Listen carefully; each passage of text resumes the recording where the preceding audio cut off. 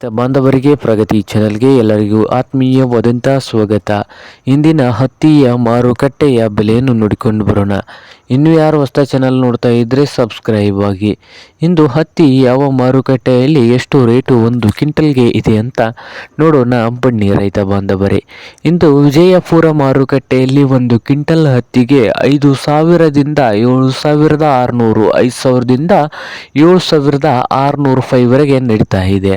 ಹಾಗೆ ರಾಯಚೂರು ಮಾರ್ಕೆಟ್ನಲ್ಲಿ 6,000 ರೂಪಾಯಿದಿಂದ 7,700, 6,000ದಿಂದ 7,700 ರಾಯಚೂರು ಮಾರ್ಕೆಟ್ನಲ್ಲಿ ಒಂದು ಕ್ವಿಂಟಲ್ ಹತ್ತಿ ರೇಟು ಇದೆ. ಹಾಗೆ ಇನ್ನೊಂದು ಮಾರುಕಟ್ಟೆ ಅದೋಣಿಯಲ್ಲಿ 4,000ದಿಂದ 7,800, 4,000 ರೂಪಾಯಿದಿಂದ 7,800 ರೂಪಾಯಿವರೆಗೆ ಅದೋಣಿ ಮಾರುಕಟ್ಟೆಯಲ್ಲಿ ಒಂದು ಕ್ವಿಂಟಲ್ ಹತ್ತಿ ರೇಟು ಇದೆ.